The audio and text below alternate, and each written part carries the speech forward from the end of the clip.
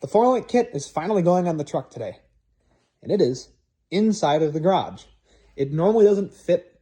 It's too tall by like 1.5 inches, but I deflated the tires, dropped it like 2 inches, and it barely clears. All right, we're to the step just about putting new parts into the truck. I've got the axle sitting on the ground. It's these wedges here are keeping it from rolling forwards. There's a jack back there that's holding the back of the pinion so that the axle doesn't rotate downwards and overstretch the front drive shaft. But as you can see, the radius arms are unbolted on one end. They're just there. That's the only thing supporting them now. Got to take that out and then start putting in the new stuff. It's actually pretty easy to get to this point. It's these 5 bolts. That's it. It's a relatively simple process. So let's get to putting in the new parts.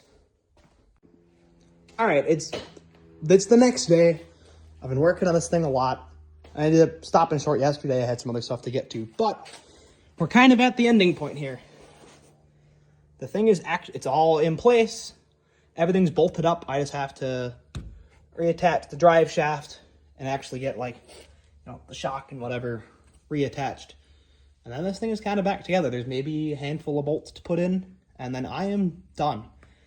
Some stuff didn't go as expected, which is almost expected.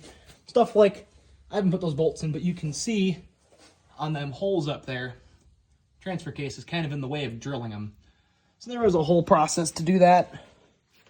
There was a lot of stuff that didn't go as intended, but we'll get there in the end. Hopefully in about an hour I should have this thing on the ground and ready to drive again. It's on the ground. Let's go take it to it for a test drive. I'd be lying if I said I wasn't nervous about this.